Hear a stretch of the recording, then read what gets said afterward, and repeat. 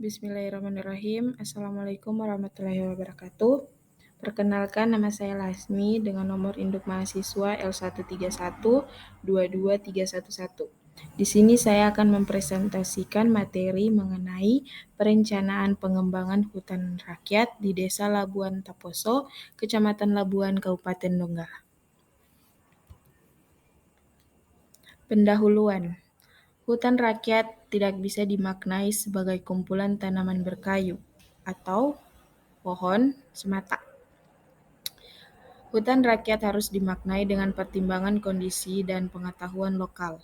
Tidak ada definisi tunggal terhadap pemahaman tentang hutan rakyat. Lanjut, Desa Labuan Taposo merupakan salah satu desa di wilayah Kabupaten Donggala yang mempunyai hutan rakyat sebagai penunjang kehidupan warganya. Menurut hasil observasi awal serta beberapa wawancara masyarakat, Desa Labuan Taposo mengelola hasil hutan rakyat dengan cara yang masih konvensional, baik dari sisi penebangan hingga pemasaran hasil hutan tersebut. Hal ini tentunya akan berdampak pada banyak bidang, baik lingkungan, ekosistem, hutan tersebut, maupun secara sosial. Tujuan penelitian ini yaitu pertama, mengetahui perencanaan pengembangan hutan rakyat di Desa Labuan Taposo, Kecamatan Labuan.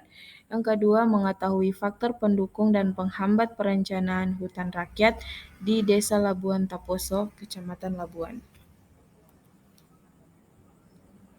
Metode penelitian ini yaitu tempat dan waktu. Penelitian ini akan dilaksanakan pada Mei sampai dengan Agustus 2016.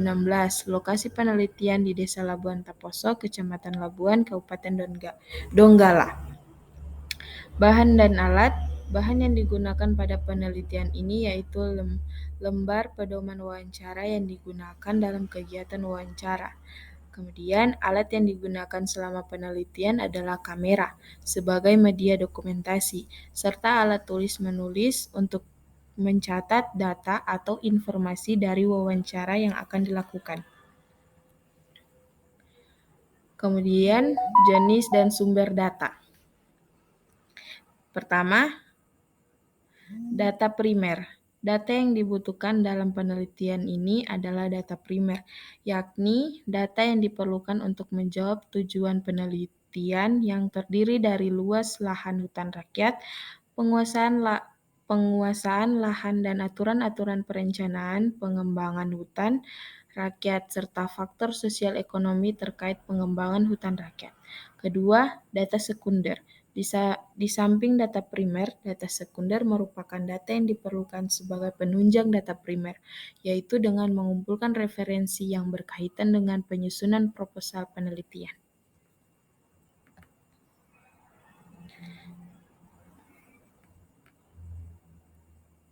Kemudian pengambilan sampel. Yang pertama yaitu observasi. Dengan cara melakukan pengamatan langsung di lapangan dengan melihat kondisi apa adanya menyangkut perencanaan pengembangan hutan rakyat untuk rehabilitas lahan di Desa Labuan Taposo, Kecamatan Labuan. Yang kedua, wawancara. Peneliti menyesuaikan setiap pertanyaan sesuai dengan pedoman wawancara yang ada. Di dalamnya telah ditentukan masing-masing pertanyaan untuk mempermudah responden dalam menjawab pertanyaan. Yang ketiga, dokumentasi. Peneliti melakukan pencarian data dengan menelaah berbagai literatur atau dokumen lainnya yang dianggap relevan dengan permasalahan penelitian. Kemudian menambahkan beberapa gambar sesuai keadaan di lapangan yang bertujuan untuk mengungkap hasil penelitian agar lebih akuntabel.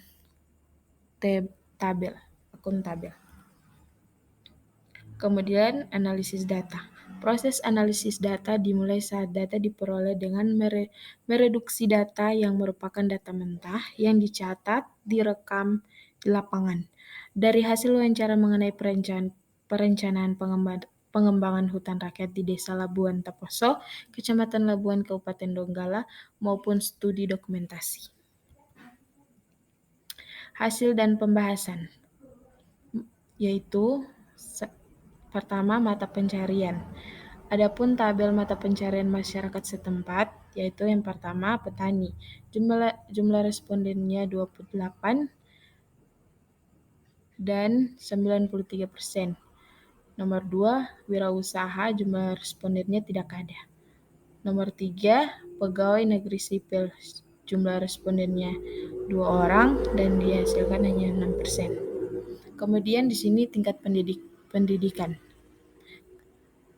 Yang pertama yaitu SD, jumlah respondennya 14, presentasinya 46,6%. Yang kedua SMP, jumlah respondennya 7, presentasinya 23,3%.